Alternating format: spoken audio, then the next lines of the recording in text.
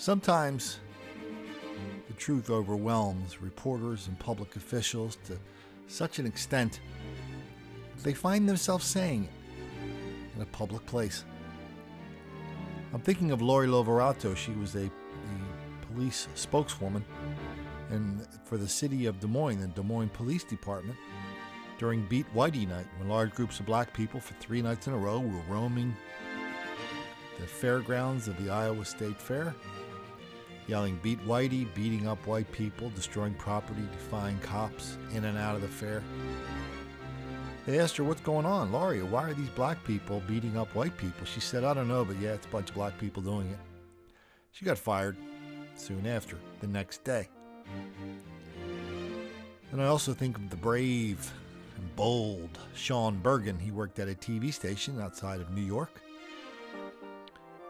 He did a story about do you remember the story where a guy goes into a pharmacy, beats up the security guard, takes his gun, but it was all just part of a plan to lure the cops in. When the cops responded to this violent behavior at the pharmacy, this guy was waiting for them and he killed one of them. Soon after, there was a monument to the killer in the killer's neighborhood, and Sean Bergen didn't like that and he called him out on it. Now this next person, Wendy Bell, she didn't quite go where Sean Bergen went. She didn't quite go where Lori Lovato went. Sean went there on purpose. Lori kind of went there accidentally. But here's a anchor at the Pittsburgh news station, and she posted something on her Facebook page. She says, and this was just after, day or two after, this just happened a couple weeks ago, you may remember. Was it 5 people died in a shootout in Pittsburgh at a barbecue?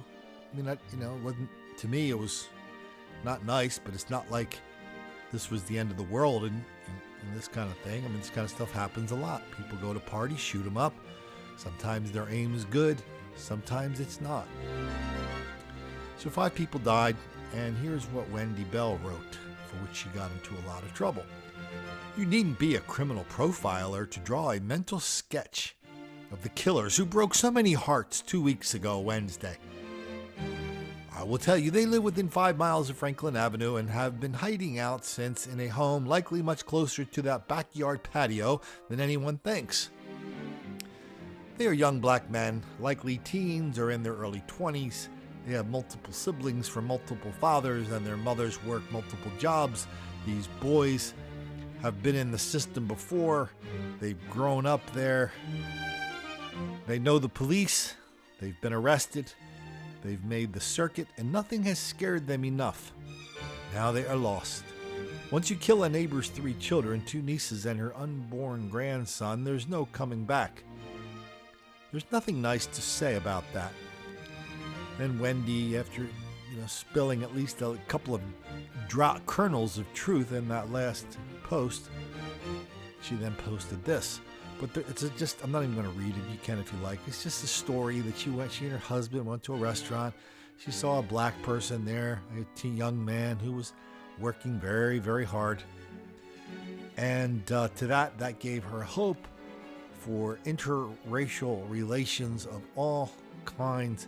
And when she left, the last thing she saw was the manager patting this young black man on the back, congratulating him for doing a job well done. You can't help but think, if you've read Don't Make the Black Kids Angry, you're one step ahead of me. But there's a story in Don't Make the Black Kids Angry about Pittsburgh. About 3-4 years ago in Pittsburgh, a black activist had a meeting. Now, I don't know why you need a meeting to be funded, but this meeting was funded by the Heinz Foundation.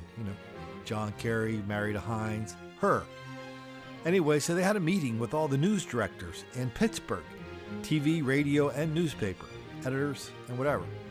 And these activists got them in the same room, and they said, "Listen, we don't like the fact that every time a black person shows up in Pittsburgh media, he's either on the sports pages or on the crime pages. We got to do something about that."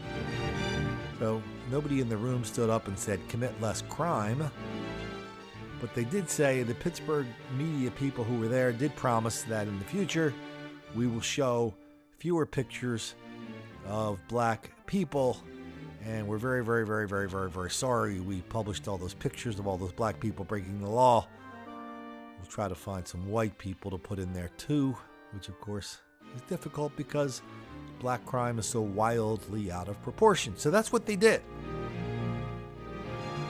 And, you know, I'm not going to sit here and say Pittsburgh is wildly different than everybody else around the country, because everybody pretty much handles it like Pittsburgh. But, you know, they pay more attention to it there.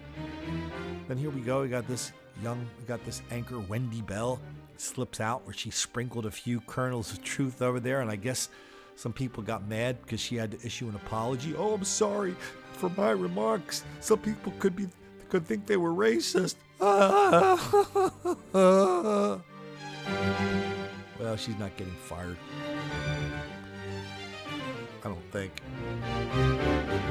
But she did forget to say one thing in her commentary on this black chaos, mayhem, and violence in Pittsburgh. She forgot to say, don't make the black kids angry.